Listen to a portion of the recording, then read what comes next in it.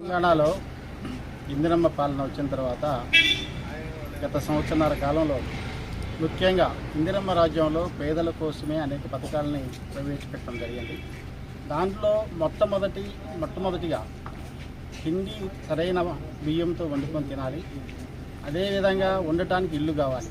ఇది ప్రధానమైన లక్ష్యంగా ఇప్పుడు కూడా కాంగ్రెస్ ఆ కోణంలోనే చూస్తుంది.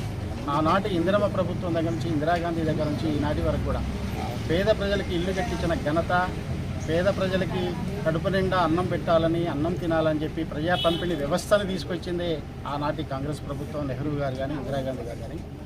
అదే కోణంలో ఇప్పుడు కూడా రేవంత్ రెడ్డి గారి నాయకత్వంలో ఇక్కడ రెవెన్యూ మంత్రి శ్రీనివాసరెడ్డి గారు కానివ్వండి, బట్టి విక్రమార్క కానివ్వండి, తుమ్మల నాగేశ్వరరావు గారు కానీ ఈ జిల్లా మీద ప్రత్యేక శ్రద్ధ వహించి పేద ప్రజలందరికీ కూడా అర్హత ఉన్న ప్రతి ఒక్కరికి ఇల్లు, ఇందిరమ్మ ఇల్లు ఇవ్వాలని, అదేవిధంగా ప్రతి ఒక్కరికి కార్డు ఇవ్వాలని, ఆ కార్డులో కూడా 6 కేజీలు సన్న బియ్యం ఇవ్వాలని, ఎవరైతే ధనవంతులు తింటారో అదే బియ్యాన్ని పేద ప్రజలు తినాలి.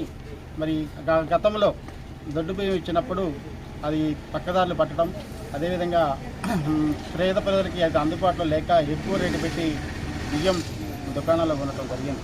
ఇప్పుడు ఆ పద్ధతి లేకుండా ప్రభుత్వమే బాధ్యత తీసుకొని అన్ని దుకాణాల్లో సన్నబియ్యం వేయాలని చెప్పేసి ఈ ఆలోచనతో చేశారు. అదేవిధంగా పేద ప్రజలు ఎవరైతే 200 యూనిట్ల లోపు కరెంటును ఉపయోగించుకుంటారో వాళ్ళందరికీ కూడా ఫ్రీ కరెంట్ ఇవ్వాలని చెప్పేసి కూడా ప్రభుత్వం నిర్ణయం తీసుకుంది.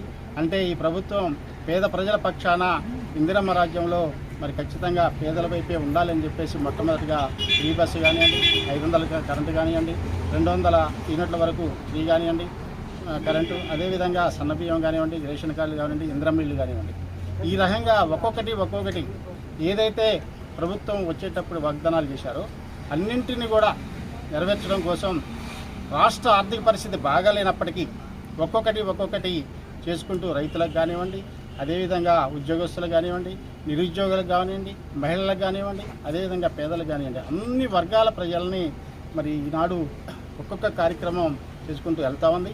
ఇంకా 3.5 సంవత్సరాలు ఉంది. 3.5 సంవత్సరాల్లో మనం ఏదైతే వాగ్దానం చేశామో రేవంత్ రెడ్డి గారి నాయకత్వంలో ఉన్న కాంగ్రెస్ ప్రభుత్వం అన్నింటినీ కూడా నెరవేరుస్తుంది. ప్రజలు కూడా ఒక్కసారి ఆలోచించాలి. గతంలో ఏం జరిగింది, ఇప్పుడేం జరుగుతుంది, మీరు రోజు టీవీల్లో పేపర్లు చూస్తూ ఉన్నారు. అలాంటి పాలన కాకుండా మరి ఒక్కొక్కటి నెరవేర్చుకుంటూ పేదల పక్షాన ఈరోజు ప్రభుత్వం పోతా ఉంది. మేము కూడా ప్రజాప్రతినిధులుగా, కాంగ్రెస్ పార్టీ నాయకులుగా, కార్యకర్తలుగా మేము పేదల పక్షాన ఉంటాం, ప్రజల పక్షాన ఉంటాం. కార్యక్రమాలు నిజంగా పేద ప్రజలకు అందుతున్నాయా లేదా, ఇవేమైనా పక్కదారి పడుతున్నాయా, ఒకవేళ పక్కదారి పడితే ఏం చేయాలి, ఎట్లా సవరించాలని చెప్పేసి మేము అన్నీ కూడా ఈరోజు మరి చేగొమ్మలో